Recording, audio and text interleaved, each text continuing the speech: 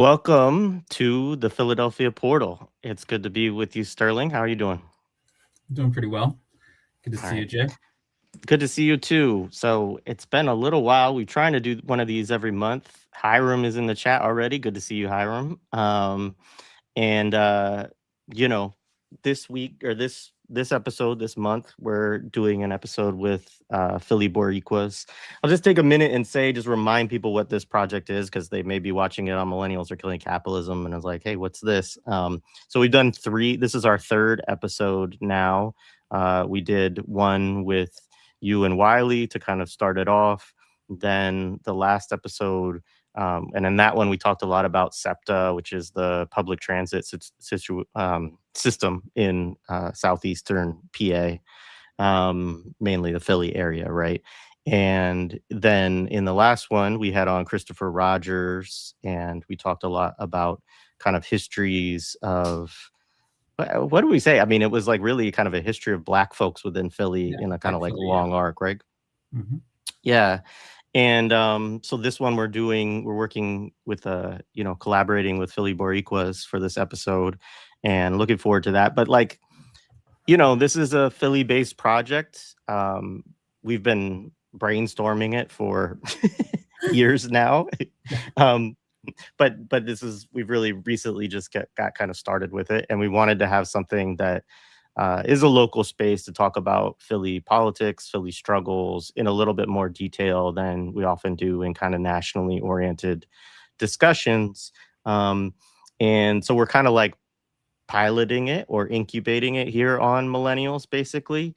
But I also think that it is something that obviously appeals to a Philadelphia-based audience, and one of the people, Vanessa, that we're going to talk to today, does a lot of work in the like independent and community-based, radio and media sphere, which, we may talk about a little bit, even though that's not the subject necessarily of today's conversation. But so it's great to have those local outlets, right, that are not like mainstream corporate news. But on the flip side, I also think people in other parts of the country or the world also will be interested in this discussion. Obviously, we are kind of an international discussion today because we're talking about, both Puerto Rico and Philadelphia, and then kind of the experience of Puerto Ricans in Philadelphia as well, right? But also because, wherever you're at, you're struggling against, maybe similar, maybe different versions of a lot of the same things that we'll discuss. And so I think getting into those particularities are, important for people all over the place, So anyways, I just wanted to say that up front to remind people. Is there anything you wanted to add before we move into the discussion? Just that, it's I feel like I've learned a lot from these two and from people meeting I've met in Philadelphia. So, that's why I just thought it'd be great to have them on to just like talk more about like what Puerto Rico is and what it is. That I feel like I know Puerto Rico and Puerto Rican people in my life, but I never thought about like what's the citizenship status or what does it mean to be a part of America, but then not have many of the rights, or like what is the status of what was going on with like Hurricane Maria and privatization on the island, and I feel like I get so much clarity on that. And yeah, Vanessa is awesome. Hopefully, you go over to Philly Hall Monitor, which is her program.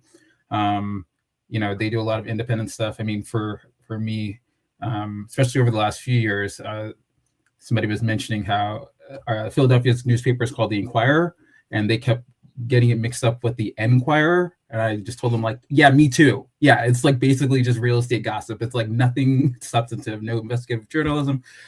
I'm just kidding, but it's, it's like, it's become that bad where there's like, 3 or 4 people that we really like, but otherwise there's not much truth being said over there. So yeah, that's what I got. No, awesome. Yeah. I mean, and we did like on our first episode when we were talking about the SEPTA stuff, the Philadelphia Hall Monitor was one of the only outlets that we could kind of use for reporting on stuff, because there just wasn't anything going on in other discussion about it that was like really serious and trying to dig into like, the politics around all of it and why it was being handled the way it was.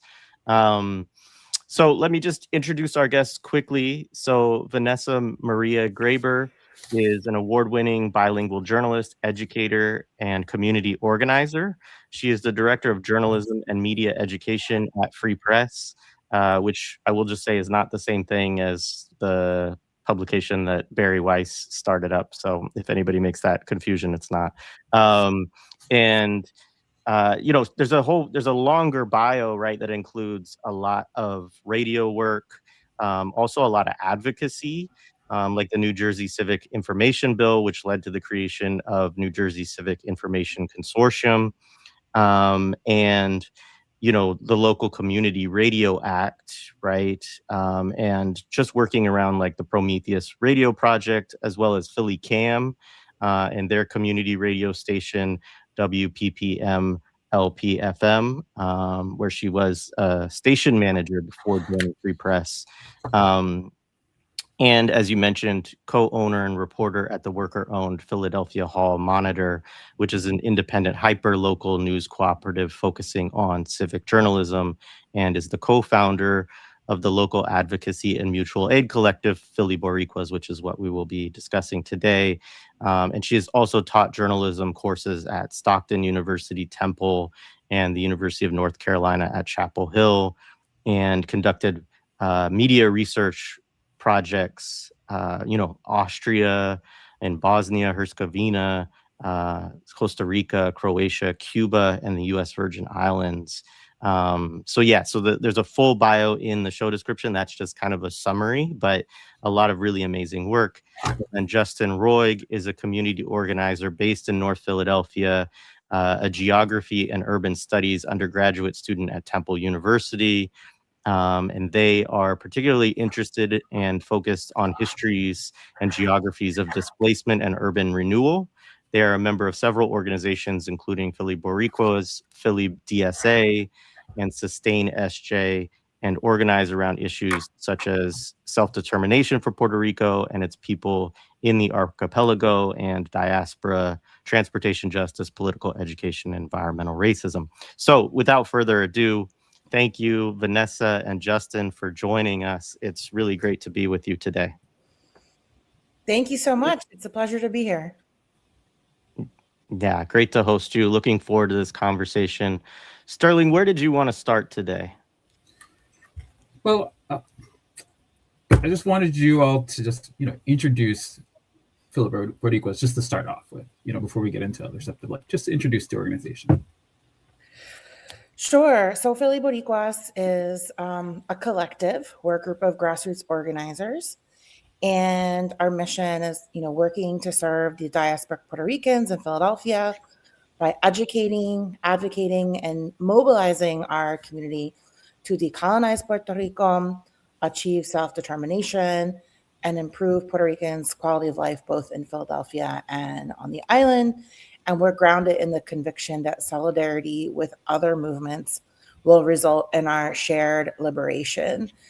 So in addition to working with the Puerto Rican community and connecting the dots around the colonization of Puerto Rico.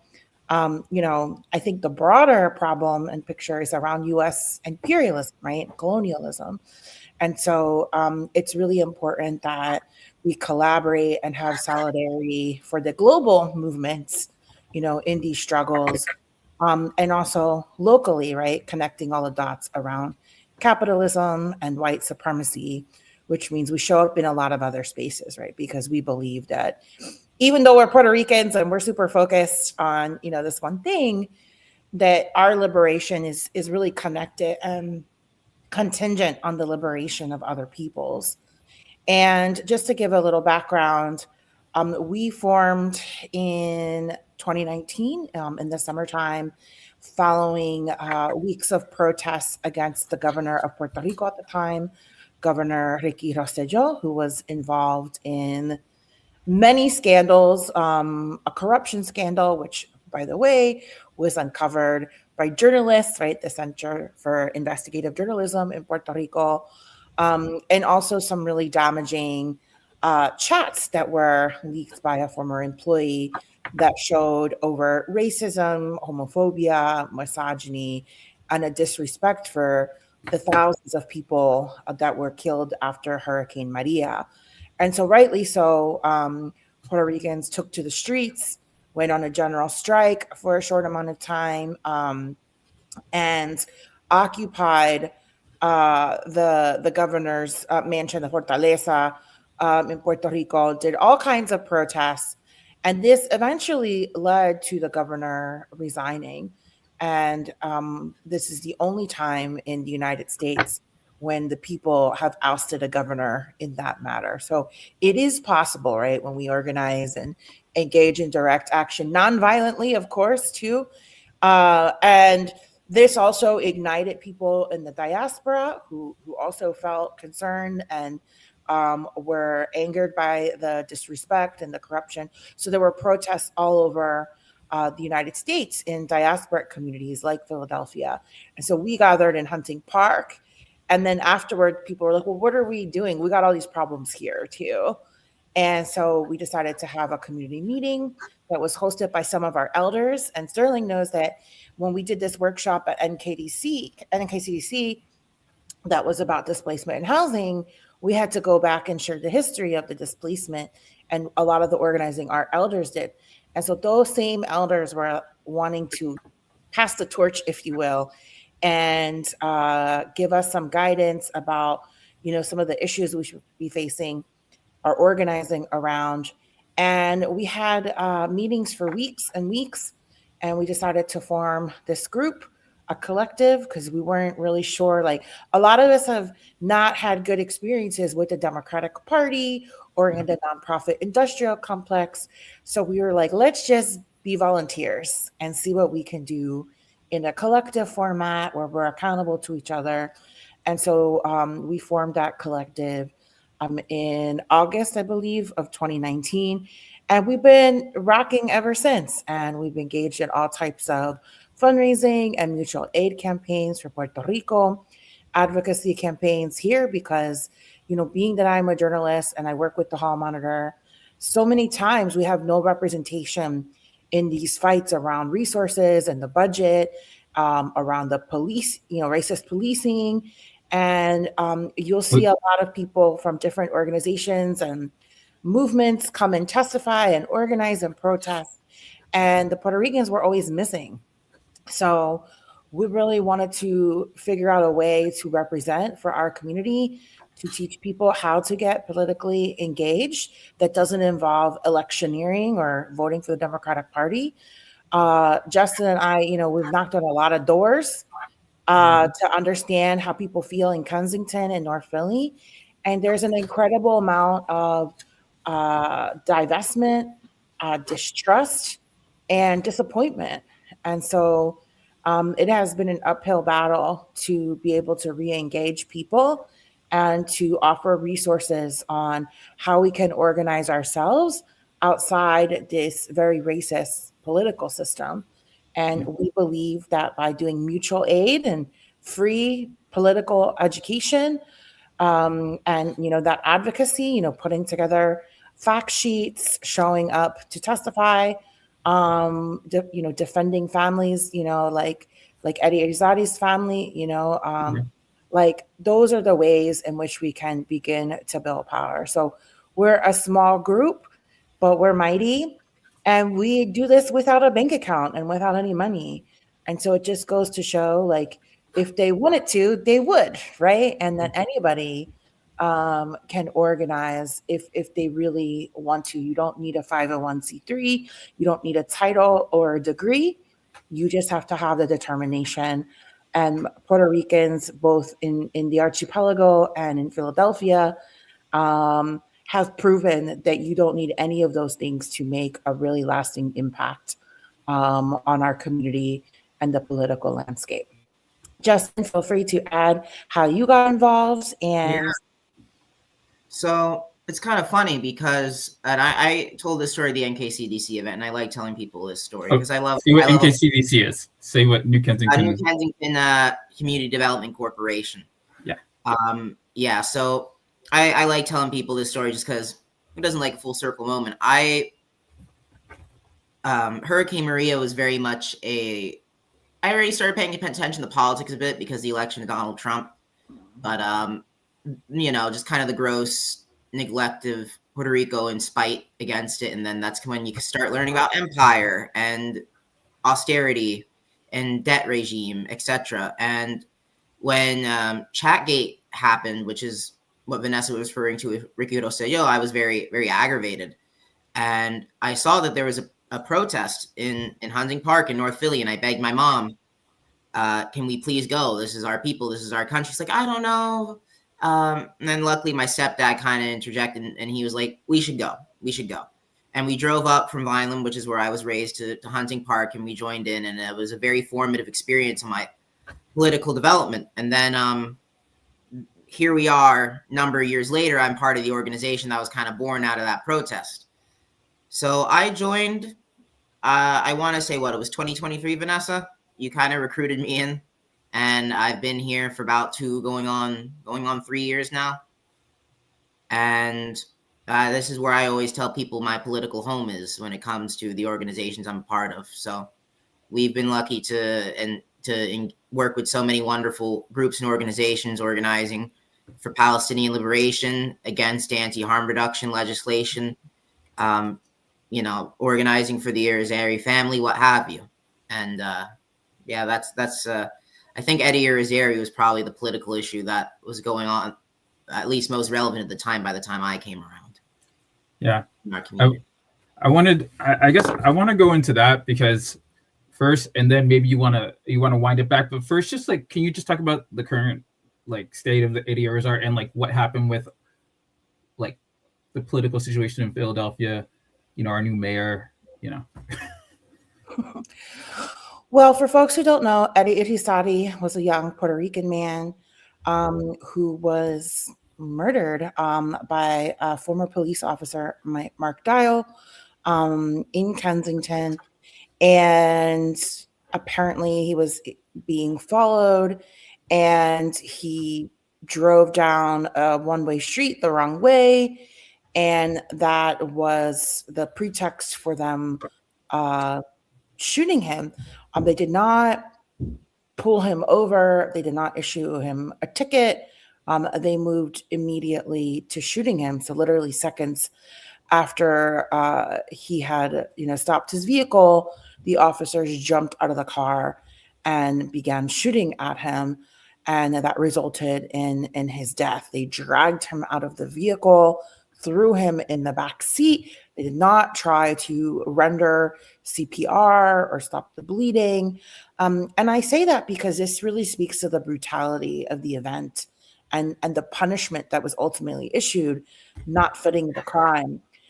After all of that transpired, Mark Dial's partner and him fabricated a lie, a story, where they alleged that Eddie Irizarry got out of the vehicle and lunged at them with a knife. Of course, the surveillance footage on the street from different home cameras showed that did not happen at all. He never left his vehicle. He was in his vehicle where the doors were locked and the windows were up the entire time. And also their body camera footage, which we really advocated and put a lot of pressure on the district attorney's office to release, showed that they fabricated the story. And what's crazy is that the rest of the police arrived very soon afterwards, and the two partners didn't talk to each other, but they already had a story fabricated. Already know. Almost as if this ever happens, this is what we're going to say. And so that was really shocking. And I'm glad all of that footage, and shout out to Isabel Sanchez, my friend at Telemundo, who was the only Spanish-speaking journalist that talked to the neighbors immediately, because the other journalists didn't really do that. And she was the one who uncovered the surveillance footage from the homes, and she uncovered eyewitnesses that disputed the police story. So they were the only network from the jump to say, this is not adding up, and people are reporting something else, which is why I'm a strong advocate of diverse media, Spanish-speaking media, for this reason, right? Because every other news outlet in Philadelphia repeated that lie, which is often the case, right? Is that they promote a police narrative they don't ever bother to correct the lies of the police. And so a group of, concerned citizens, family members of Eddie Azadi and other organizations joined in a coalition to advocate for Eddie and his family. And one of the first things was advocating for the arrest of Mark Dial, advocating for murder charges, advocating for the body camera footage to be released. And all of those we were successful in getting. It's unfortunate that Judge Wendy Pugh initially dismissed the murder charges the first time they were filed, which is why we need to vote bad judges like that out. And it's so important to do your homework on these racist judges that plague our court system. And later on, the charges were refiled by the district attorney again, because we had to keep advocating and keep the pressure on. Like we cannot, and they ultimately filed, I believe, second-degree murder charges and voluntary manslaughter. He was ultimately convicted, after a trial where the police, lied. They packed the courtroom. They were very intimidating. These are the tactics that they use, right, to try to get the community to back off. And Mark Dial was ultimately given time served, which was probably less than a year, like 9 months or something. That he voluntary manslaughter, yeah. Right. So in some ways, it's a victory because we never see any type of accountability. A lot of these fabricated stories, persist today, and that becomes the history that on record. And sometimes we never see the body camera footage. Sometimes we never get charges against police. So this was the first time we really saw that. However, the disappointing part is that we don't believe the punishment matches the crime, which of murder, right? And the loss of this innocent young man's life. Eddie Azadi was innocent of any crime. They didn't find any drugs or guns on him.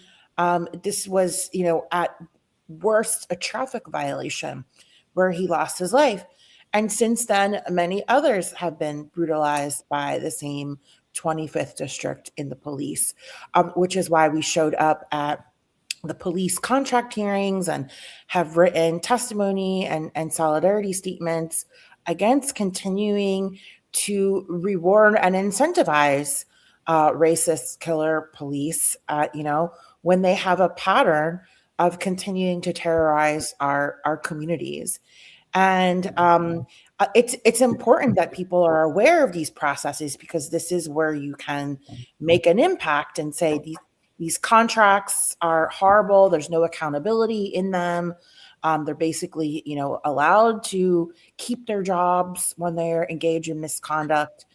And so that event really galvanized the community. We organized a march and a protest to the 25th district through North Philadelphia. And we've continued to try to bring attention to that case, because it really does involve so many different things, and stories of people being displaced from Puerto Rico, which is a colony of the United States, and then coming here only to be met with more racism, disenfranchisement, and displacement here in Philadelphia. And so that's why these things are connected, because Eddie would have never been here to begin with if the systems of colonization were not impacting him in Puerto Rico. Yeah. Yeah. And that's, I don't know, I just want to take a beat. So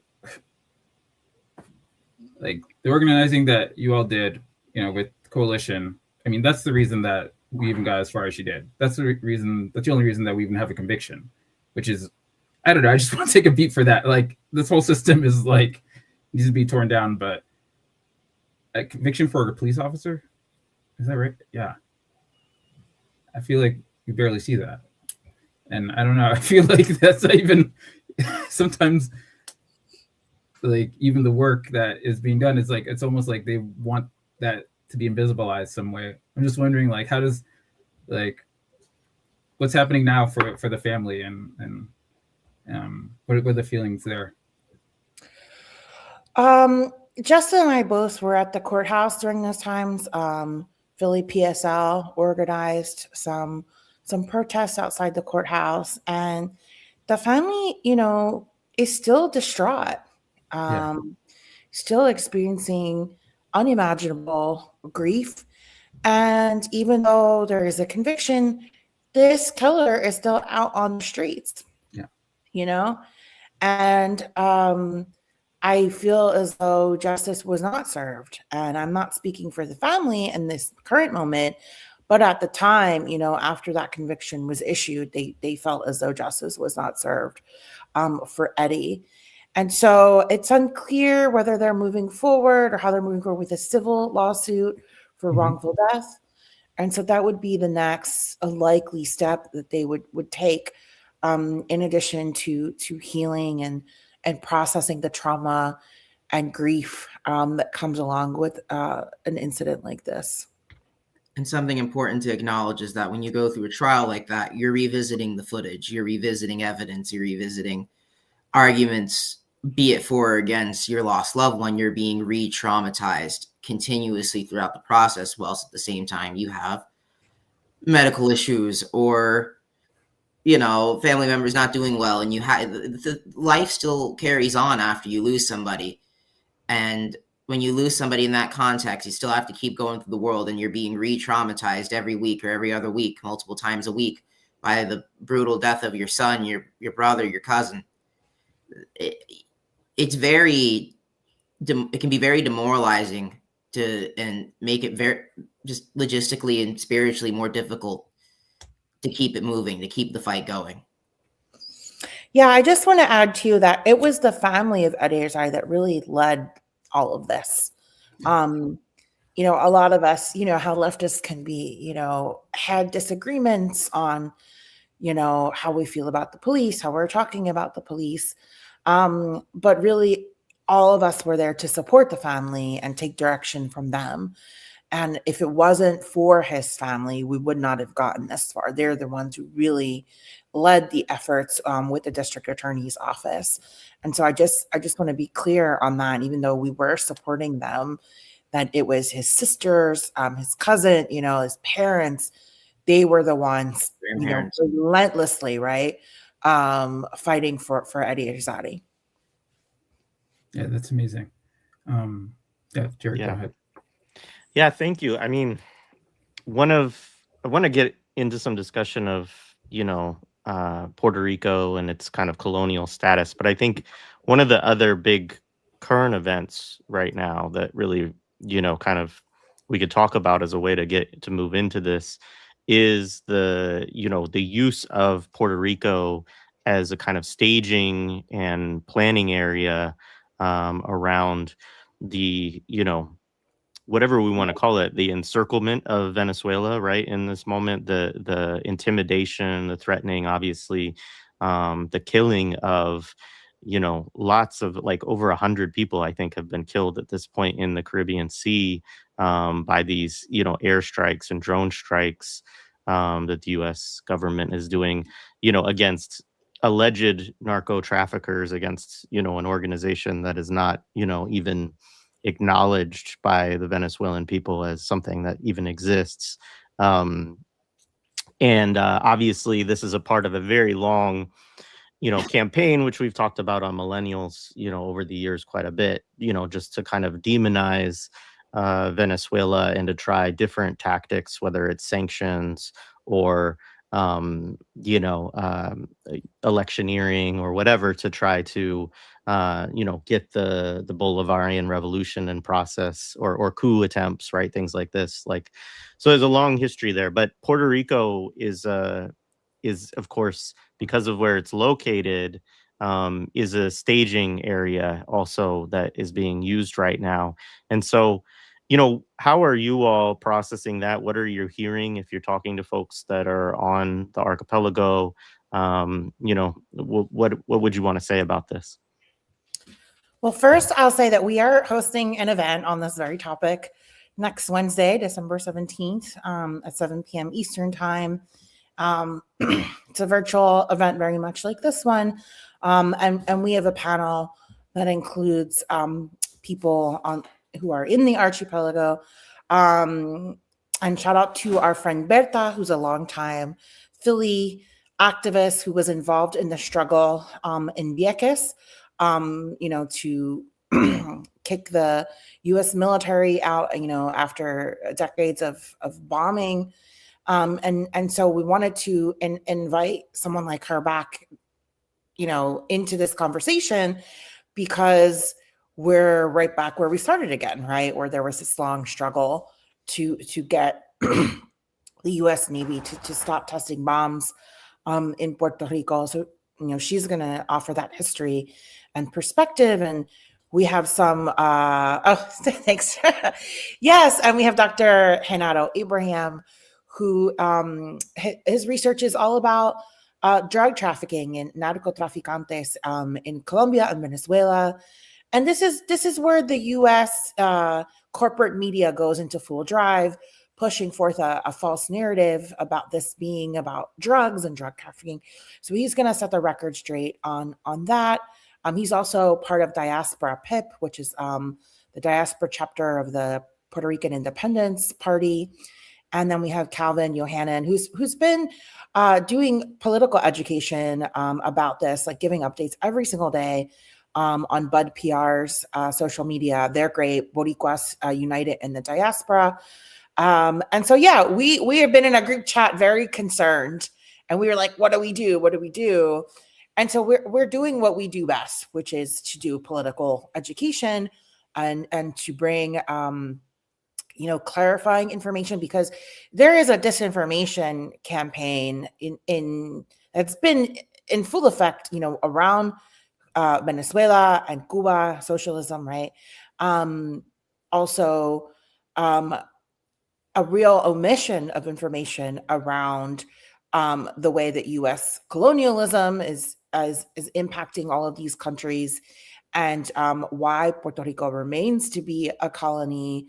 And it's really important that we dispel a lot of the misinformation that's being peddled out there right now, so people understand what's really going on. And so just to give like a little snapshot, I wrote this as like part of the notes of my introduction, which is that, there are more and more troops landing in Puerto Rico, right? There's now more than 10,000 troops on the ground, and more arriving every day in large ships. They're pulling up to the beaches of Arroyo and Ponce in these little ships. Very much looks like the storming of Normandy. It's and this is to scare people and to intimidate. There's no need for them to arrive like that. There's cargo planes, C-130s arriving every day with military equipment. MQ Reaper drones. These are the drones that are being used to launch the strikes against the ships. And I'm not calling them drug ships or drug boats, because there's no evidence that's been presented. And when we use that framing, we're continuing the false narrative. A lot of the locals are claiming that these are fishing boats and that these people have nothing to do with drug trafficking. There's also smaller attack drones that are flying around Puerto Rico and doing test runs, collecting surveillance, F-18 and F-35 fighter jets. And they're all, doing tests, doing surveillance, and using Puerto Rico as their, satellite military base. And not just around Puerto Rico, it's the wider Caribbean that the U.S. military has moved aircraft carriers, battleships, and other military equipment, such as drones. So, I just want to also mention how the other Caribbean nations are also impacted by this, even though they're not at war or they have no beef with the United States. They're not part of the United States. And oftentimes those little island nations get forgotten about as well when we talk about the greater impact. And if stuff does pop off, The environmental impact, of course, is one of the most concerning things, because we know how horrible the environmental impacts were of just testing munitions in Puerto Rico at Vieques for all those years. It resulted in people getting cancers and other debilitating diseases that they're still experiencing. And when you couple that with the lack of access to medical care and a public health system, it has resulted in many unnecessary and cruel deaths. And so, yeah, for all of those reasons, we're super concerned. And unfortunately, we have a governor, Jennifer Gonzalez, who is pro-militarism, pro-imperialism, pro-Trump. In fact, she was the chair of Latinos for Trump. She has campaigned for candidates like Marco Rubio, Ron DeSantis, Governor Abbott in Texas. So those are the types of people that she's hanging around. So what does that tell you, right? Like, this is the person who's supposed to protect Puerto Rico and advocate for them. And at the end of the day, they're all in cahoots, because this is one big money-making scheme. And they're all taking money and being funded by weapons manufacturers and fossil fuel companies. So when we dig deeper, this is really about access to fossil fuels and undermining any type of sovereign governance that does not give any political power to the United States, which is why they impose these sanctions on Cuba and Venezuela that strangle the economy and hurt and starve the people.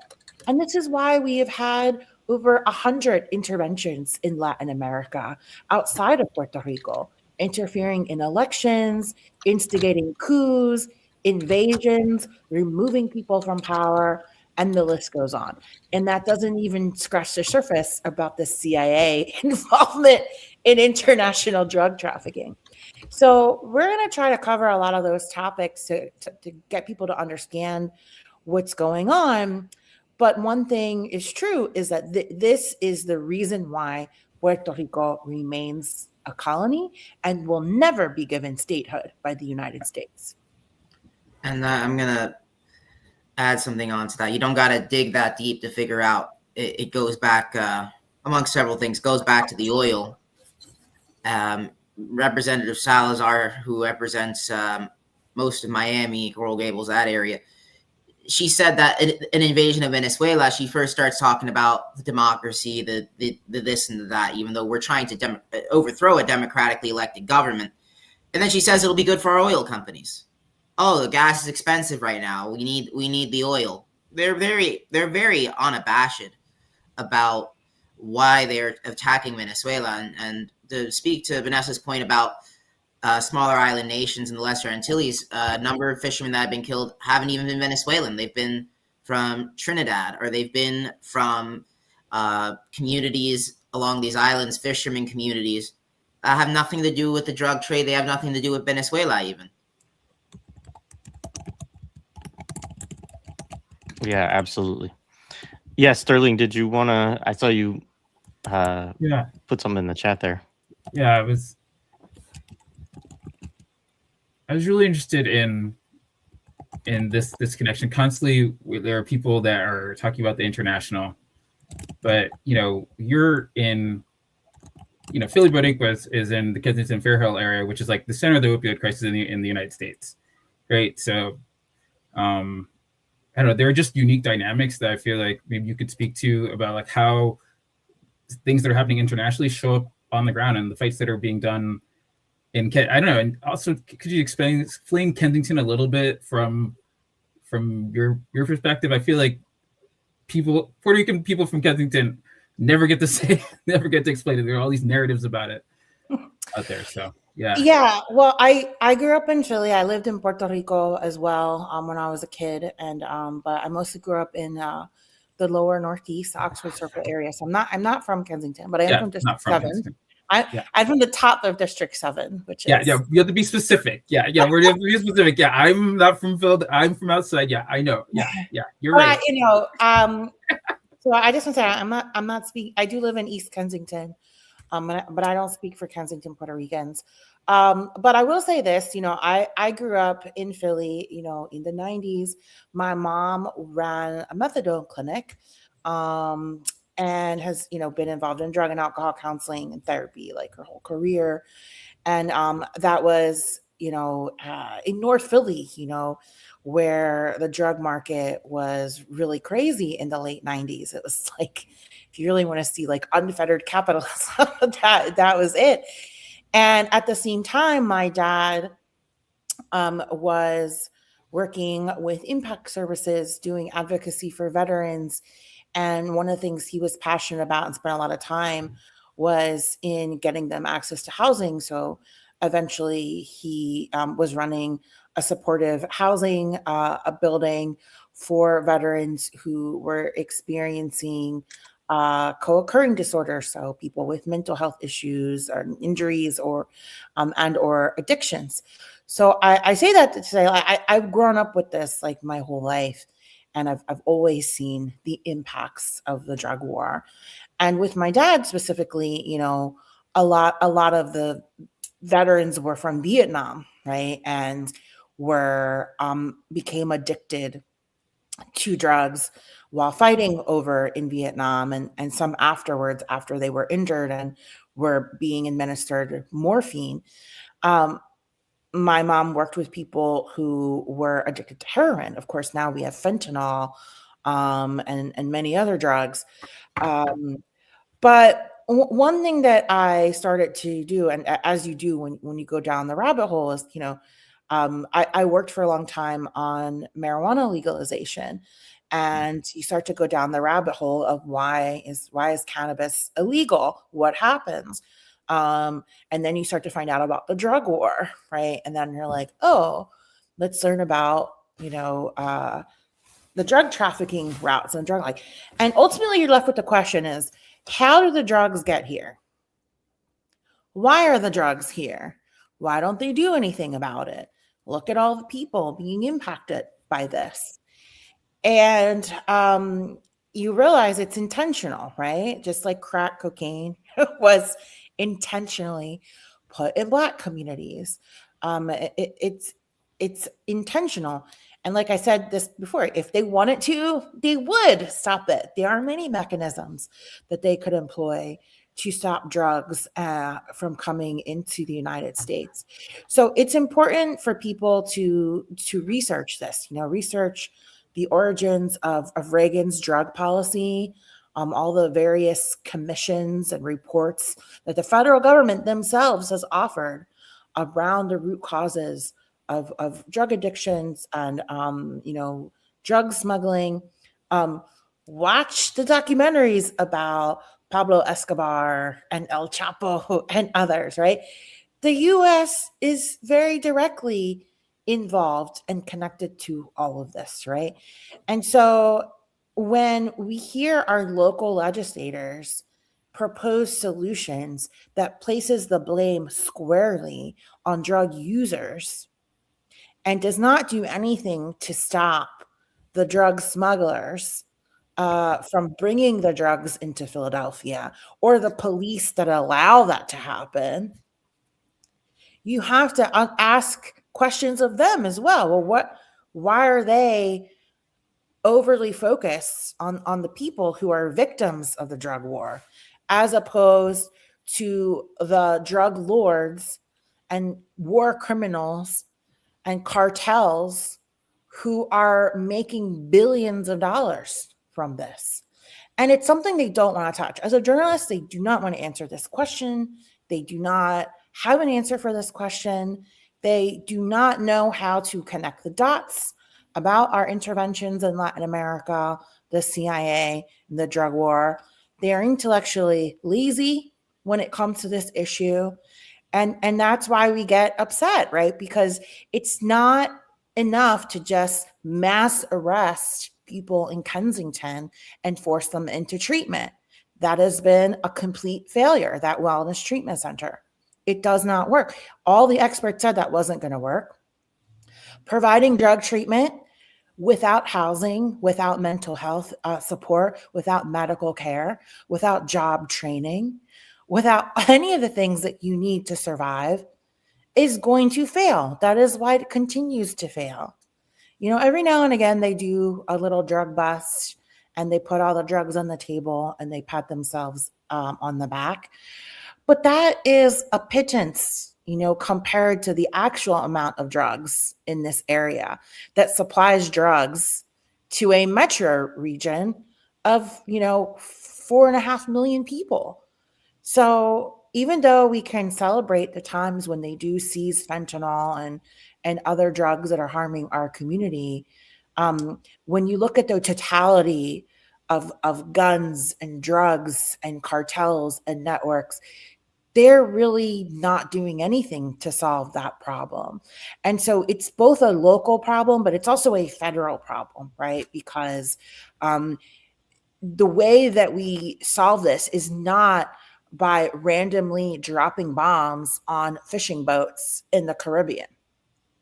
And it's not by attacking countries that are not making fentanyl, right? So I think it's really important to look globally and look at where the drugs are coming from, the countries that are making them, and how a lot of the perpetrators of the drug smuggling are Latin American right-wing leaders as well that are working with the U.S. government in places like Ecuador and Peru, right?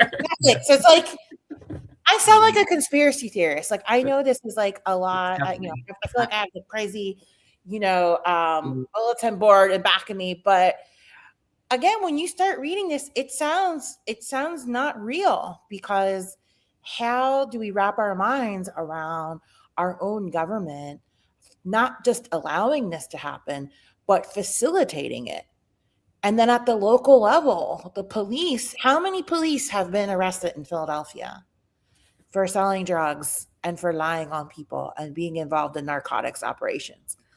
All the time. Dozens, right? All the time. Yeah, recently they had to throw out like how many cases, like 1,000 cases for drug possession. There was like, I don't know, there's another case where people were arrested for like for selling the drugs themselves from, there's like when people say like how, oh, my family member is safe in jail. And I'm like, well, what about all the COs that are clearly like selling drugs and like, I don't know, they're, whatever it is, people are making money through sex work, but like whatever happens, people have to survive. But generally, like the COs are doing that stuff, so. I have seen a police officer offer a man in McPherson Square circa 7 a.m. perks. Like, you gotta get up. You need a perk. She's offering him drugs to leave. On camera. She knew she was being recorded. Her body cam was on too. It's pretty out in the open. And if you want to hear some almost tinfoil sounding takes that are actually true, on a local level, the reason Kensington is the way it is can be blamed on local officials at the time for making Kensington was chosen as the focal point for the strategy of containment. The strategy of containment, there's a reason. It's Temple Episcopal Hospital. It's right there. There's a reason you see it start there. And that's not inherently a bad idea when you have a giant opiate crisis if you do the next step. The next step is the harm reduction stuff. I said this in City Hall a number of months ago. Harm reduction is most of them will not pretend that it is the solution. It is a step. But you know what's better than cleaning needles, what have you? It's beds. We don't have enough treatment beds in this city. Penn Presbyterian is a big responsible partner for that. They cut them and they said, well, it's just not as profitable. It's just not as profitable. We have other types of treatment that we give people that we make more money off of. So we're just going to do that instead. And be it racist narratives against Puerto Ricans or people who live in Kensington for the crisis, be it, logically blaming wider systems that are bigger than even local officials or, the federal government, international drug rings. To a degree, the same people who are now attacking some of the most vulnerable people in an already vulnerable and stressed area, their predecessors or people they worked under or people they're about 1-2 degrees separated from are the people that said, yeah, let's make Kensington Lehigh, let's make Frenton Lehigh, let's make Kensington and Somerset the focal point where we're going to concentrate this. And then they never did the next step. They never did the next step. It turns out it's actually very profitable to have this area, be the sacrificial zone for drug dealing, for drug use, because it's not in my neighborhood. It's not in my neighborhood. North Square Park, American Street, that used to be the needle park. That used to be burnout warehouses and factories that people would do drugs in. You go there now, barely any of that. You'll see a little bit, but there's no needles in North Square Park to the extent that people that lived in that community till about the early 90s would have saw. And it went north. Now it's in where what were the letter streets, which were white holdout neighborhoods, even to the 80s and 90s. There was full out race and gang wars between the Irish and Puerto Ricans going on because the Irish didn't want the Puerto Ricans crossing B Street. And they said, this should be a good area. This area, it's already on the decline. We're going to put the drugs here. And you talk about Puerto Ricans were also kind of placed in that area after a while because that's where they were given housing vouchers to move from neighborhoods like Spring Garden, from Southwark, from areas that they did not want them in anymore. Too close to Center City. Let's move them out of the way, out of sight, out of mind. So when you look at Kensington on a local level, it is a manufactured crisis. It is a manufactured crisis. And I remember speaking to a man when I was canvassing, like Vanessa said, we knocked on hundreds of doors in that area. I canvassed a lot of the houses between 2nd and Allegheny, Somerset Street, Lippincott Street, all those little streets that you have there. And I spoke with a man that lives like a block off behind Kensington Ave by the Somerset L stop. And he said, he was an old Irish guy, he's owned his house for 30 years. He said, as long as it's profitable for these people to be here, they will be here. The day that it isn't, they'll move. And now it's not as profitable to have them there because they want to gentrify along the L. So they're trying to move people. So you're seeing two kinds of forms of profit-seeking capital fighting each other with this one. The drug dealing and the gentrification are now in conflict. So that's where we're starting to see some tensions here. Because now the city and the council people are like, oh, well, we already have enough local support because people are tired of and jaded from living around this. We've been able to reduce some empathy enough from people that they'll be willing to look the other way when we disappear people. Well, but when you disappear and kill people, that's what's been happening. People have been being grabbed off the street, put in the jail, and like how many people have died? And 5 we know the names of, but like people of withdrawal from opiates, but also overdose inside the jails. Yeah, and some of which were Kensington residents. One of which was a mother who was a Kensington resident. She had a home. She lived in a house. She didn't live on the streets. We think the Kensington, there's actually, a lot more of whilst it is true, a lot of people that are doing drugs in Kensington are not from there. There are also a lot of people who are. And that is a trauma that the community members who aren't deal with every day and increasing. That's why it's very hard to convince people in these communities, understandably, that harm reduction is a solution.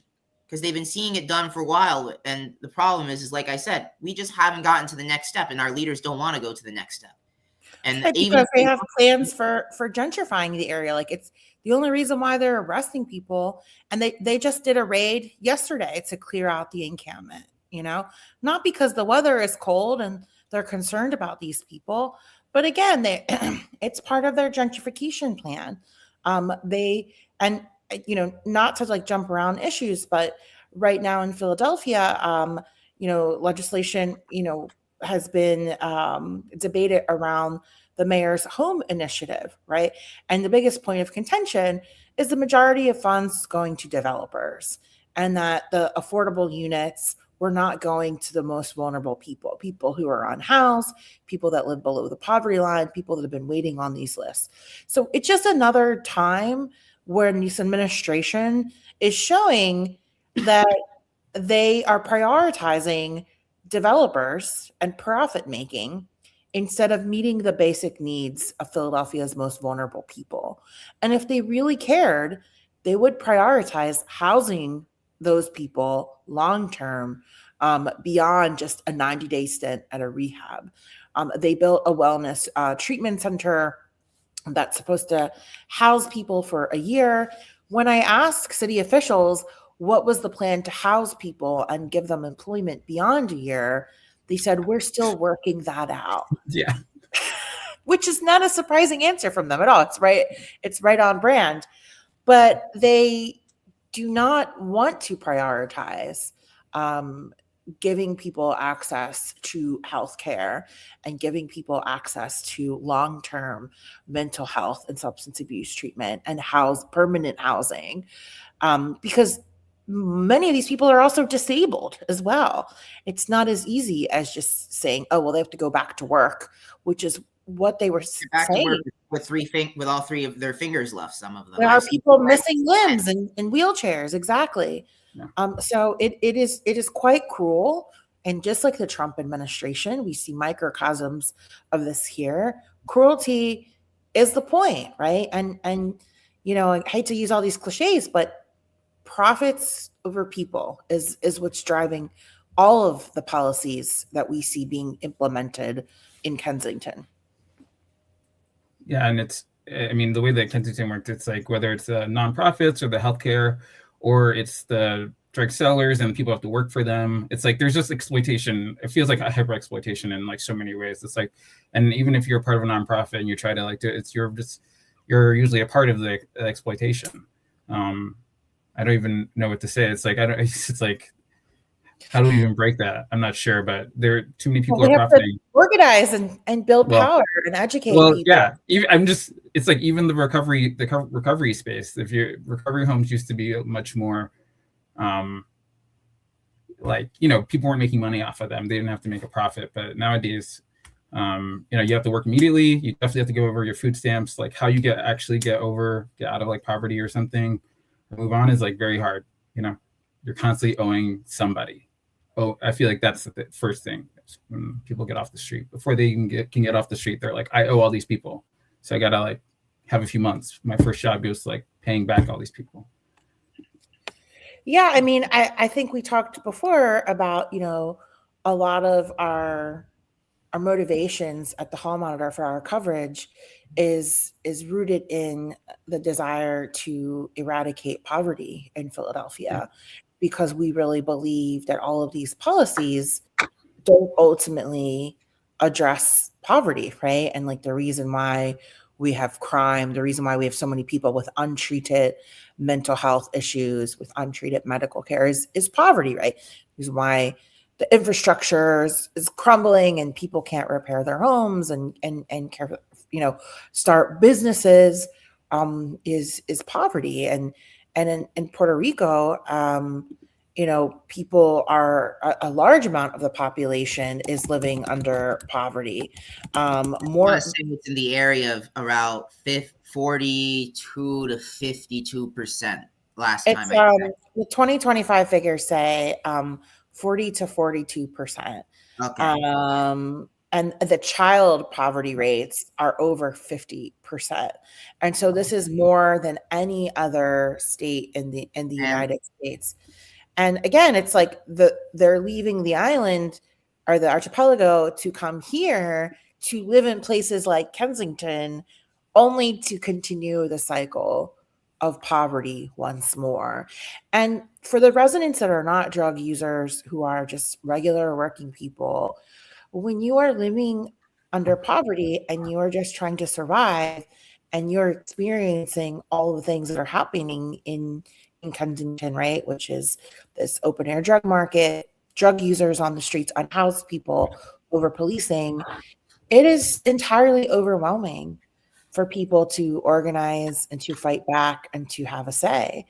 And so I think there is a small vocal minority of residents that work with city council, this Kensington caucus, to advocate for harmful policies, in our opinion, but it's not reflective of the many people whose voices are not heard and who do not have a seat at the table. I'll say, because they're just trying to survive.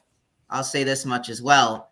If you ask a lot of people in those neighborhoods, do they support harm reduction? They'll say no. But then if you say to them, oh, do you support programs to get these people into housing, or do you support programs to do this or that? And they say, oh yeah, that's a good idea. They should be doing that already.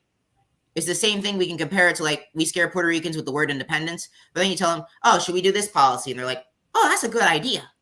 So we've created not a Trojan horse, but a kind of boogeyman. We've created a boogeyman of terms to scare people into supporting things that, even if it's not directly in their interest, in the long term or in their interest. Because there's a lot of little Spanish Pentecostal ladies and little abuelitas in Kensington and in Fairhill that are already doing harm reduction. That these bills, I said, to City Council, I was trying to address it directly to Kitsy Lasada, like, this does not reflect Puerto Rican values.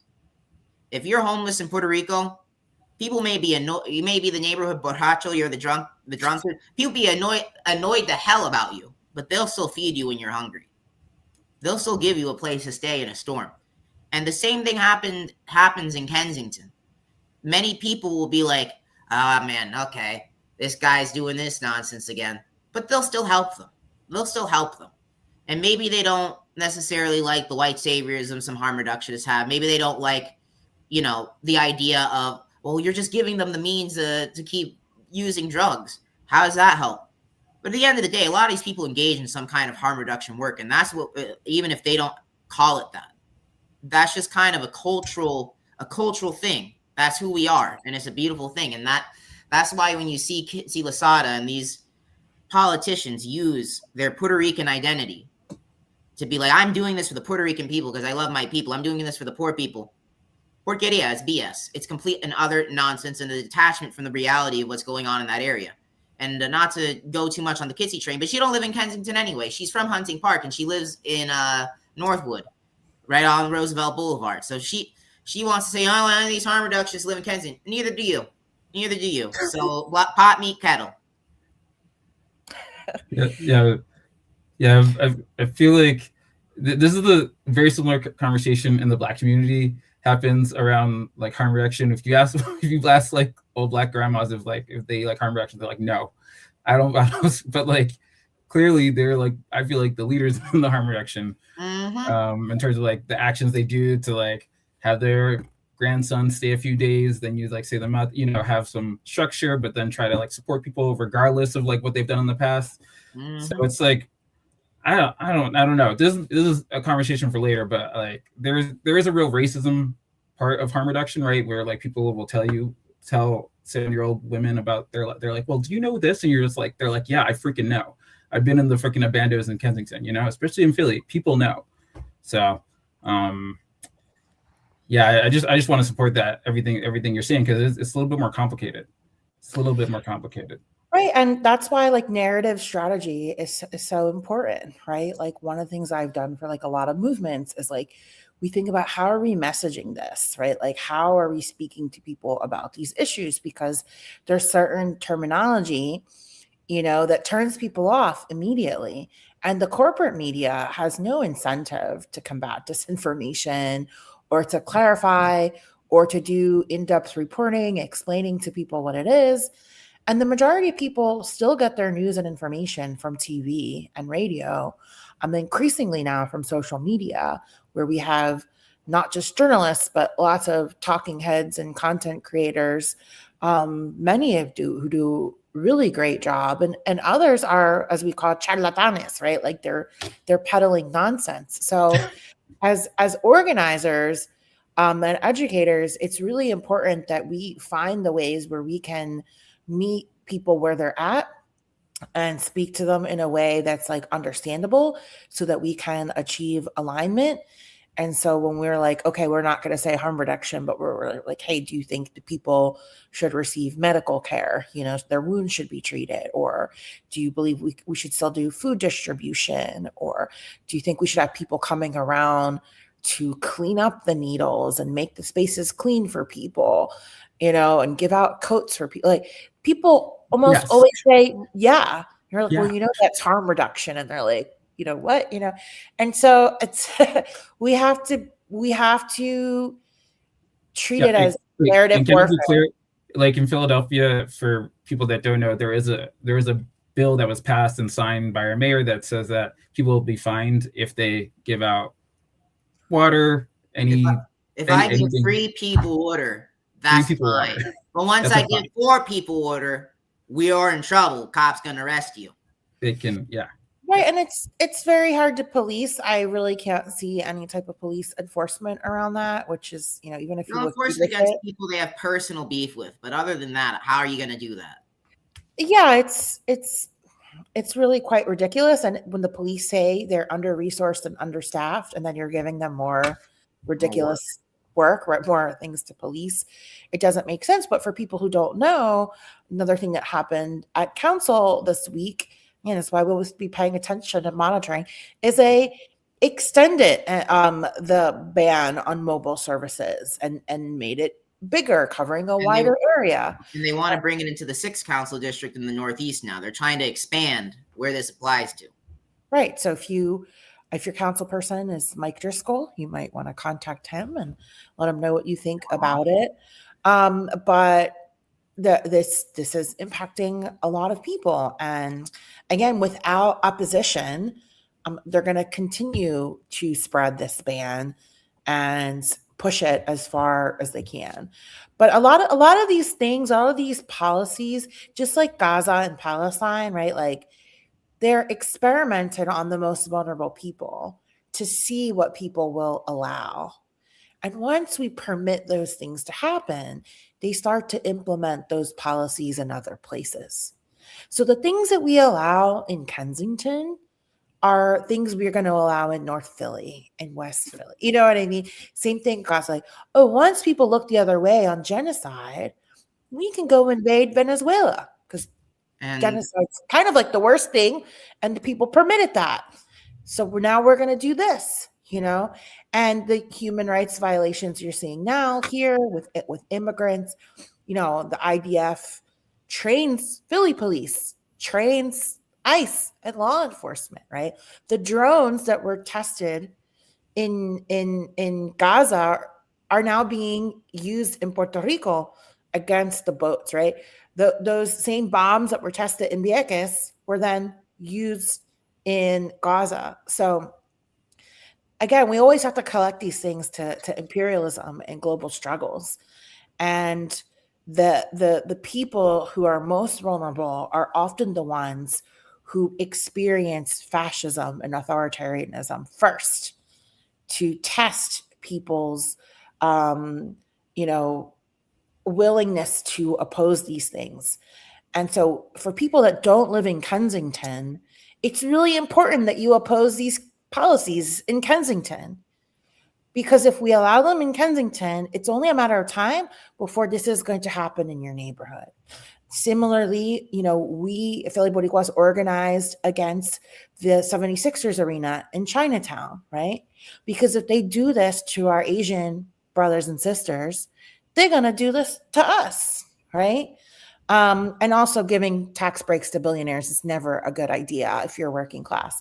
So, we have to really look at these things citywide, even though things are happening in other neighborhoods, right? There is a widespread effect for people, working class people across the city. Yeah. Go ahead, Jared. Yeah, appreciated. I want to go back to Puerto Rico for a minute to also talk about the struggles against data centers there. I thought that was really interesting. And Justin, I know you were talking about it a little bit even before we got on before we went live.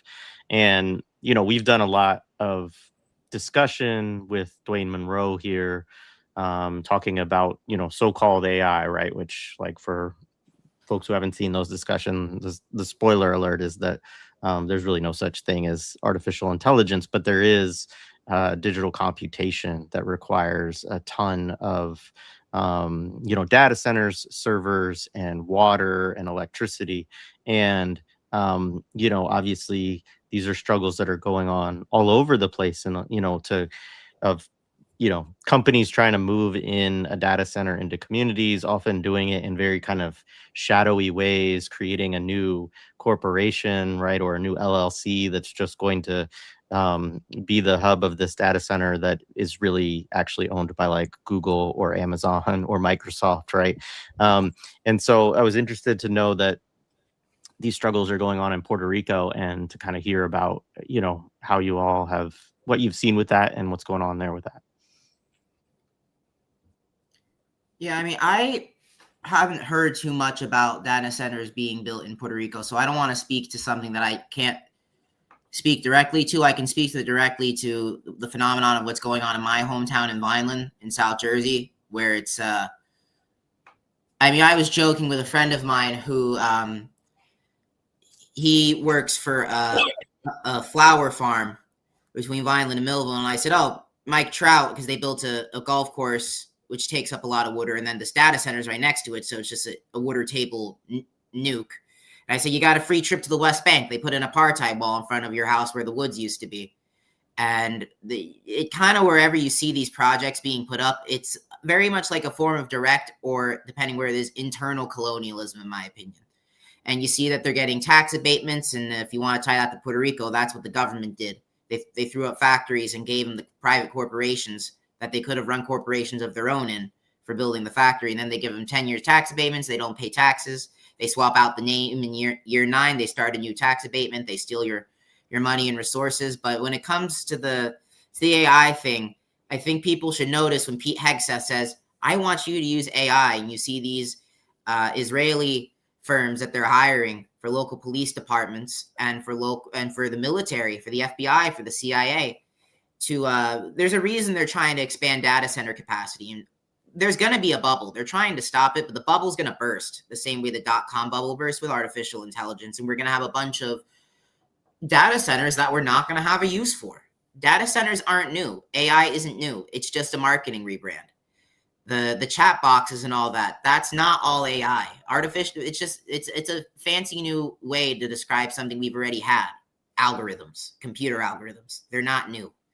But what is new is trying to use it to enhance the surveillance state, enhance repression on political movements, and internally colonize post-industrial communities. You look at where I grew up, I call it the glass belt. South Jersey was all the glass mills and agriculture and textiles, and a lot of that's been stolen. And you have displaced communities or people that are from, say, where I'm from Puerto Rico, or from other parts of the world, that they were displaced because of poverty. They end up there. They are able to climb the ladder. All that's stolen from them. And that they're desperate. So the leaders of those communities sell them out, and they'll take anything. And you can apply that model to the post-industrial United States. You can apply it to Puerto Rico.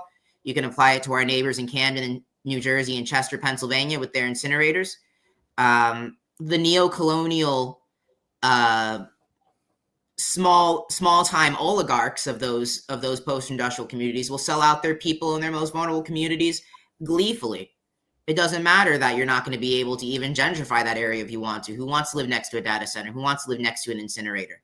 They don't care. They make a little bit of money, and that's all that really matters at the end of the day. That's all they care about. So when it comes to the increase of data centers, it's for the sake of empire. It's for the sake of empire, no matter how you spin it, because they know that the data centers are going to have a bubble burst. So what are they going to use this infrastructure for? Increasing the surveillance state. And they're already trying to manufacture consent for it.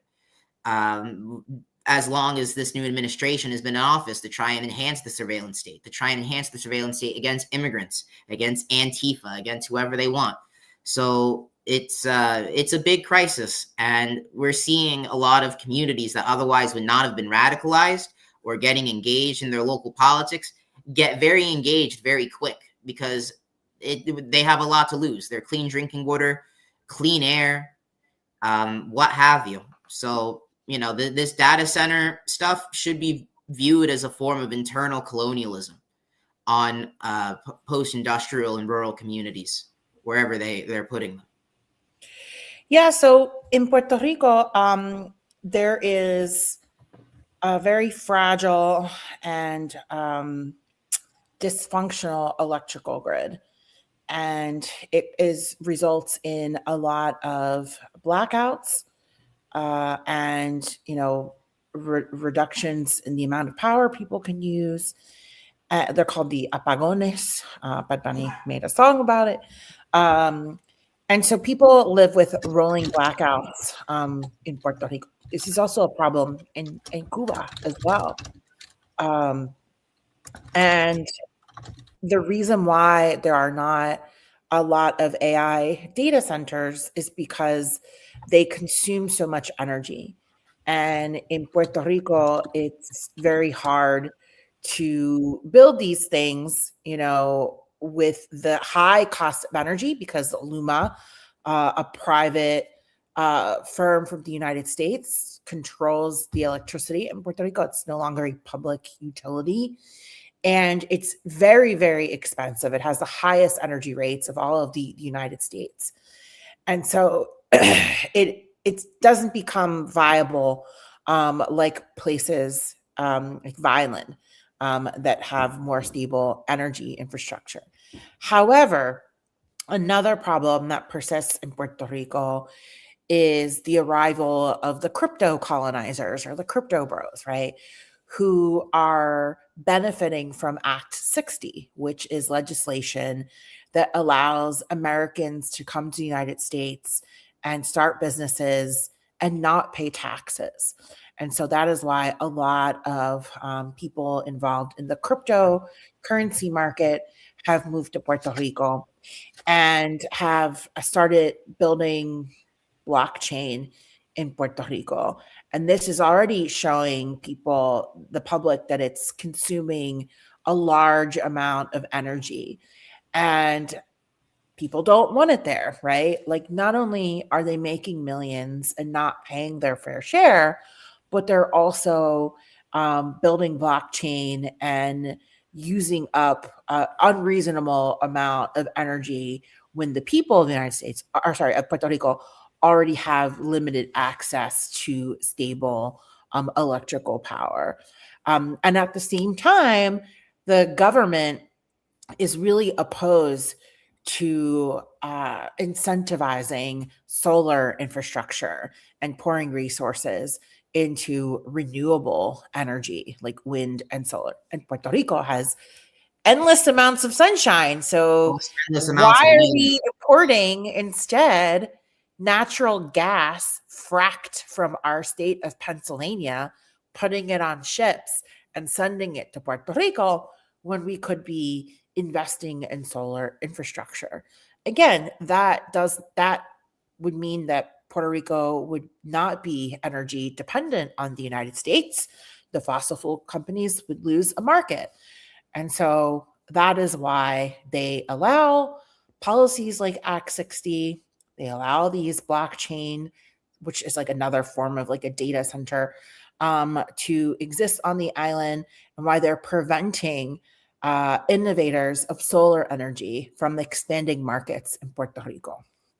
Something very important to point out about Puerto Rico too is that it has a very delicate water cycle. The Cars in the north of the island, part of the town where Vanessa's from actually, is integral to the entire island's water cycle. Puerto Rico is actually can be a very dry place, and with climate change that's gotten worse. The reason that it's it can be so lush and green is because of this Cars, the underground water table. And if things like blockchain, things like these projects, and even just residential development for these large millionaire homes they're trying to build for your Jake and Logan Pauls and these other people that we don't need over there, take a lot of the water out. And when you factor the fact that we get less rain with climate change, that you are draining the water table and the island's ability to sustain itself very quickly. You turn very fertile, enrich agricultural land and soil, and you deplete the water and what have you. You're not going to be able to feed the people. You're not going to be able to sustain the island ecologically, and that very quickly turns into human disaster. Yeah, one thing I'll just add is that for people that are not aware, President Obama signed a bill called Promesa, which instituted a fiscal control board, which oversees Puerto Rico's economy. And they are not elected. Many of them are not Puerto Rican even. They initially started with Wall Street hedge fund owners. The same people who had the bonds in the Puerto Rican government that failed. Correct. And this entity supersedes the local Puerto Rican government. And at times they are working together, but at other times they are opposed. And there's nothing that the local government can do to change the policy and the austerity measures imposed by this fiscal control board. Oddly enough, Trump fired a bunch of the Democrat appointees, and they're now, these Wall Street executives are now suing Trump for the ability to rule Puerto Rico. But this is another form of colonization, right? Like how, in what state could you impose a fiscal control board of people not from that state to control all of the economic decisions of that state, right? You couldn't do that here. There would be madness. But that is exactly what they're doing in Puerto Rico. And this is the entity that has cut funding for schools and universities and, cut funding for healthcare and many other social programs. And I think, again, it's important to see the governance structure so people understand, like, why are they doing this? Well, some decisions can be managed at the local level, but many, if not most, are superseded by the colonial government vis-a-vis this fiscal control board. I feel like you bring stuff up that I'm like, what? How? Really? It's very important to point out, as much as we can complain about the local Puerto Rican government being corrupt as all hell, even if people in the island somehow get over the voter suppression and the election rigging and the election stealing and elect a competent and well-run government, that'd be an improvement. But as long as the fiscal control board exists, they can't I can't say nationalize. They can't bring back the electric utility back into public ownership. They would still be forced under this control board to switch it from Luma to another company. And as long as the fiscal control board says, you got to privatize this, you got to make these charter schools, as long as they're there, they can make that decision. And there's nothing the local officials can do about it as long as they're operating within that governmental framework. And as long as that's allowed to exist. So people can blame the Puerto Rican officials all they want, rightfully so, because they are very willing compradors to this arrangement. But even if we elect the good guys aren't going to be able to do jack. And when it comes to Obama lost a lot of support for the Democratic Party with Promesa, because he was loved by Puerto Ricans. He visited Puerto Rico, the Partido Popular Democrático, who was elected in the time when he was running for office. They loved him. Puerto Ricans loved Obama. He came to visit. That was enough for them. A lot of presidents don't even visit Puerto Rico. And then he threw that goodwill out almost instantaneously, as you were saying. Yeah, it's not just Obama. There really have never been any policies championed by Democrats that leads to Puerto Rican sovereignty or ending its colonial status. There's not a single senator that supports either statehood or independence, for example. And there was opportunities in the Biden administration, to repeal Promesa and many other policies.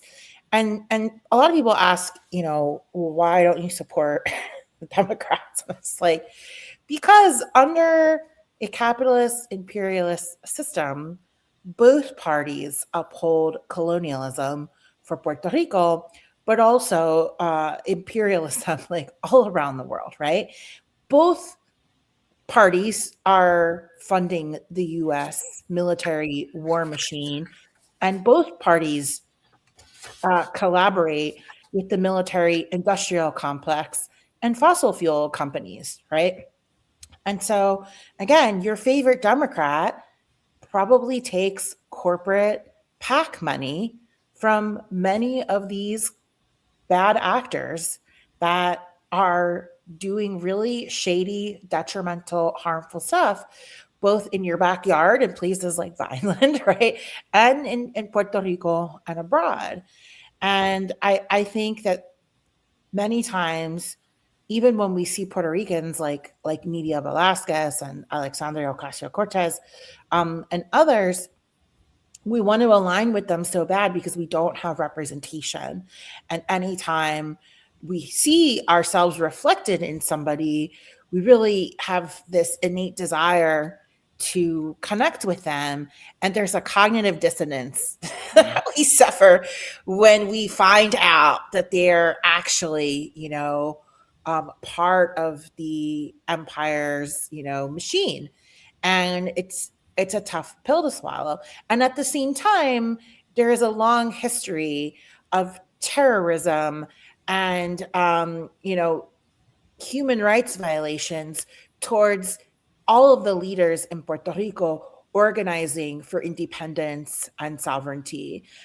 There are so many instances where people were arrested, disappeared, and even killed for organizing for independence. A gag law was even passed that did not allow Puerto Ricans to even mention Puerto Rico's independence without being sent to jail.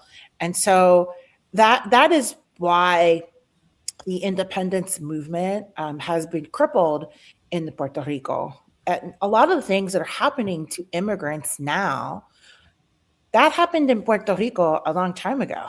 Right? There was a saying that what happened, people say what happens in Vegas stays in Vegas. What happened in Puerto Rico didn't happen at all, too, because there was such a media blackout to the United States, or even within Puerto Rico, and a coordinated effort to manufacture consent for these things that happened, to pretend they didn't happen at all, or minimize them, and make sure they didn't make news in headline news in the United States, because people would say, why are y'all just massacring people?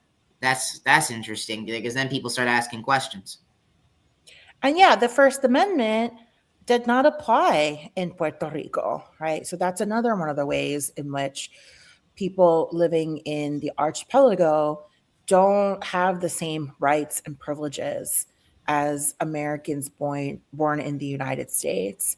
And that is why you see so many people that are pro-independence leave Puerto Rico and be able to organize in places like New York and Chicago and Philadelphia, because they were not allowed to. They were more at risk in Puerto Rico doing that work than they were here in the United States. And again, history is so important. I see all the books behind you. The War Against Puerto Ricans by Nelson Dennis. I recommend people start there, although you should probably, take it in bits and listen with your favorite music in between, because it is shocking. It is very sad, but it's really important to know this history to be able to contextualize why we are here, why our people still continue to live in poverty, suffer gentrification, and have a lot of these other social problems that we still haven't solved. And also, when looking at other countries that are still impacted by colonialism, you'll see a lot of similarities. We've had some good conversations with our Filipino brothers and sisters, because they were colonized by Spain as well. And so there's a shared history there, and definitely a shared trauma of being colonized by these nations and then recolonized by the United States. And so there's a really great book called The Latinos of Asia, which documents all of that and why we have so much in common and why we should have that solidarity with one another. It's the reason we all got triangular flags. It's literally not an accident. Puerto Rico, Cuba, the Philippines. It was from shared communication against Spanish rule in the 1890s and 1880s. Wow.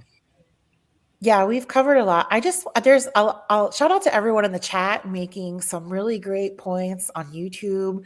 I'm seeing your comments. Keep it coming. We learn just as much from you all. So when we do education, we come as facilitators, but we learn just as much from the participants who teach us. And that is the beauty of having these exchanges. And a lot of the facts and insights people are putting in there are really, really great, and learning so much. But, because I'm a media activist too in my full-time job at Free Press, people kept asking, talk about the media's complicity.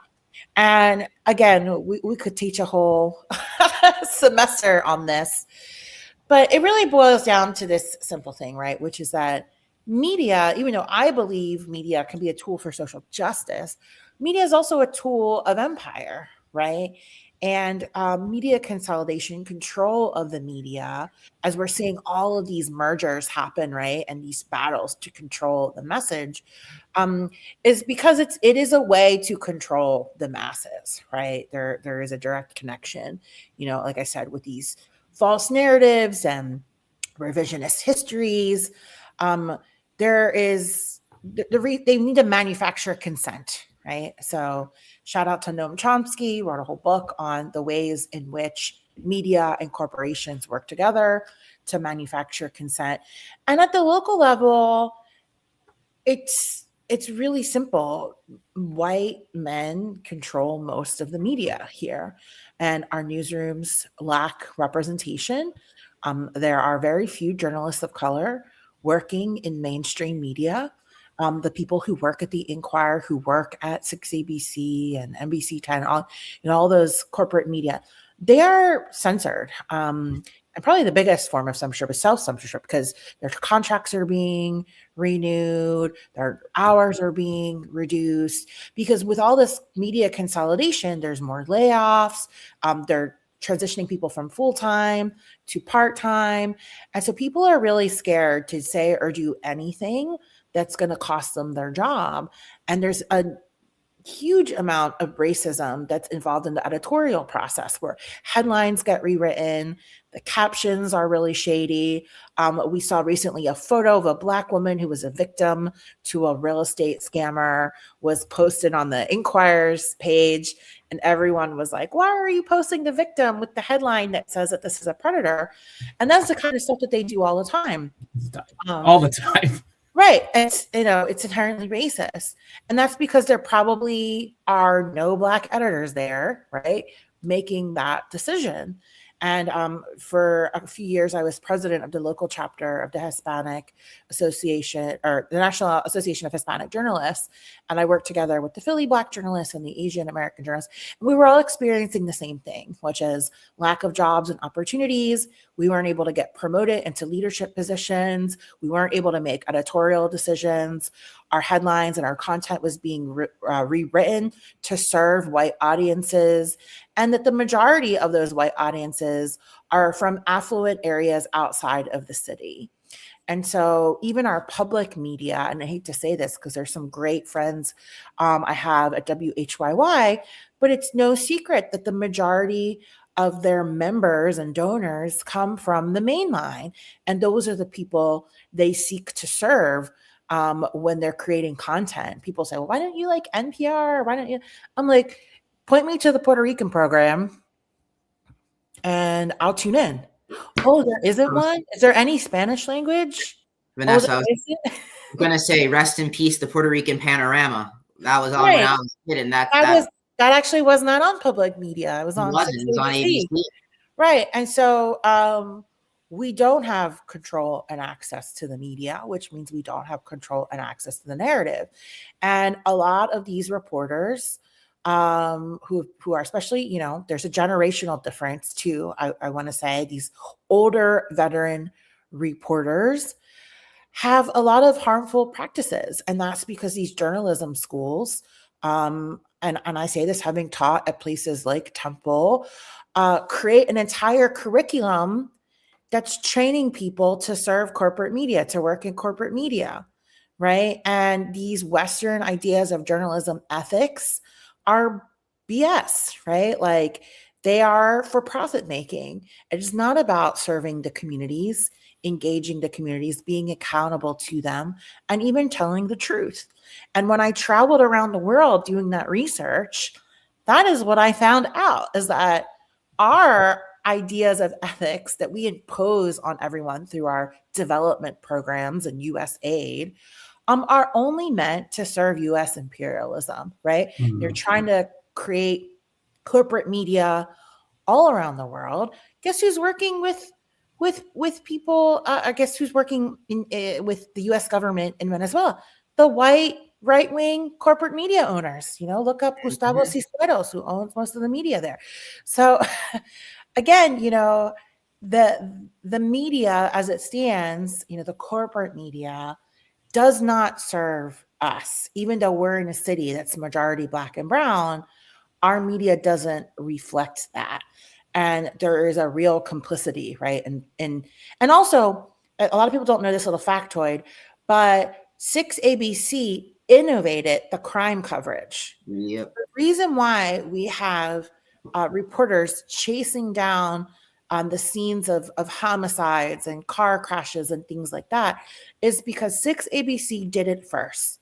They wanted to win the ratings war, so they started monitoring police scanners and racing to the scene of a crime, and that was extremely profitable. It continues to be extremely profitable.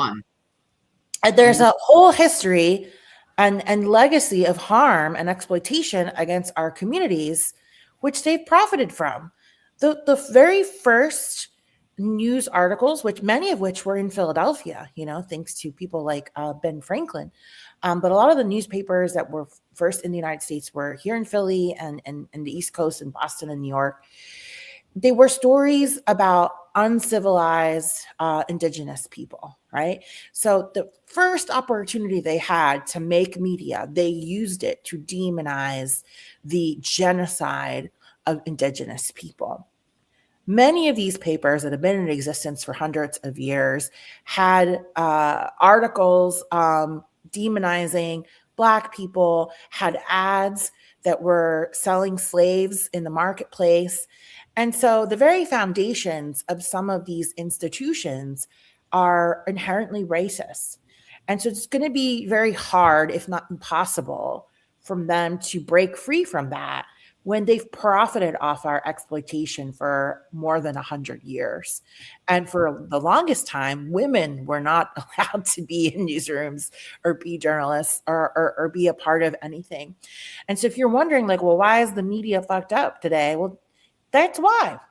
And that's why I became a media activist, because the lies that were being told about the war on terror, right, and the invasion of Iraq and Afghanistan, manufactured consent and support for the war. It was considered unpatriotic to oppose those wars. And it was lies that the media was responsible for circulating. And for me, like, the light bulb went off. I was like, wait a minute, like, they're doing it on purpose, right? And the discomfort that you sit with when you're like, this is not what I thought it was. And so that's why we created WPPM, our community radio station. We're on the Pacifica Network. We include the voices of marginalized people, working class people. That's why we started our own newsroom, the Hall Monitor. And that's why we do this political education. We recommend people watch books. We do a lot of documentary film showings. There's many different ways you can use media in order to learn that is outside of this system. And the number one way we learn is by teaching each other, right? Like the stories that we tell and the information that we share. But if you feel that the media in Philly is not representative, stop clicking on their stuff. Stop sharing their articles, stop subscribing, stop watching. Like, you have to tune out. And one of the biggest resources we have is to boycott and to not continue to make it profitable for them to tell these lies and to share these racist narratives. Awesome. Thank you so much. This has been great. And like you said, shout out to all the folks in the chat. There's been a lot of great discussion going on in there. A lot of great points made. Is there anything that you all kind of want to say as we wind down? Places people can connect with y'all? I'll pull up the Instagram again so people can see that. As we mentioned, you do have an event next week. And Sterling, is there anything else you wanted to kind of say? Yeah, I feel like there's some stuff around that we should come back to around the Puerto Rican Alliance. I feel like some of that stuff is like, we got to come back. But let's talk about some of the resistance another time. But no, just thank you so much, Justin and Vanessa. This is amazing. This is really good. Really appreciate it. Yes. Thank you for having us on. There's one thing I want to highlight from Inan Rivera, that he's pointing out the great migration of Black folks from the South, particularly the wave World War II into the post-war era. Yep, right there. It happened the same time as the Puerto Rican, what we also call the Puerto Rican Great Migration, which we call the we can discuss this another time, the second wave of migration, Puerto Rican migration to the United States after Operation Bootstrap. The same time a lot of people went for industrial jobs in the North and Midwest, the West Coast, is when Puerto Ricans were moving to the Northeast and the Midwest. And there's a reason why there's a big overlap in New York City, probably most of all, but even in Philadelphia, between Black and Latino and Black and Puerto Rican, where you see that sometimes Black and immigrant populations make it be combative towards each other, and that happens with Puerto Ricans too. There is a big overlap in this city with Black and Puerto Rican communities and in this region, and there's a reason why. It's because a lot of us came here at the same time together.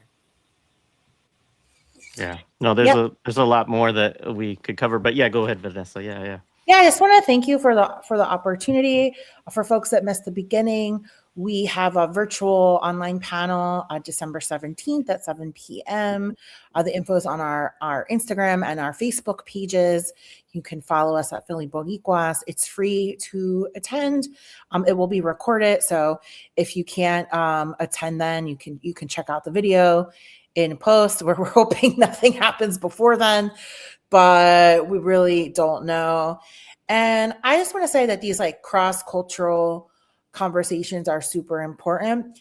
And I don't want to be alarmist, but the events that have unfolded in 2025 and like the daily relentless attacks on our immigrant brothers and sisters, on journalists, and on people organizing for Palestinian liberation and environmental, the list goes on. They're going to increase, they're going to intensify, right? Like we're seeing late stage capitalism, we're seeing white supremacists do everything in their power to cling on to control.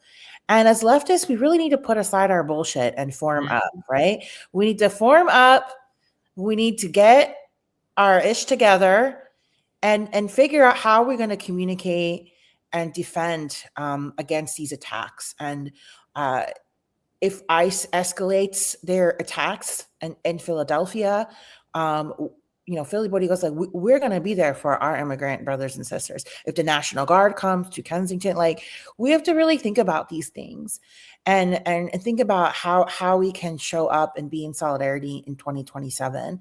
And even if we plan and we kind of come up with these contingency plans and nothing happens, it will not be time wasted. It will be time well spent building relationships, building bridges. But only the community can save the community, right? El pueblo salva al pueblo. Puerto Ricans know that better than anybody. So I look forward to forming up with you guys and staying in contact and working together to defeat the fascists and to continue to have joy. Because one thing about Puerto Ricans is we're still going to laugh. We're still going to listen to music. We're still going to eat good food together, no matter what happens. So thank you so much for having this conversation with us. No, thank you so much for joining us. This was great. But, a lot of really good information shared and history and, contemporary struggles. And so, really appreciate it. It's been great. All right. Thank you.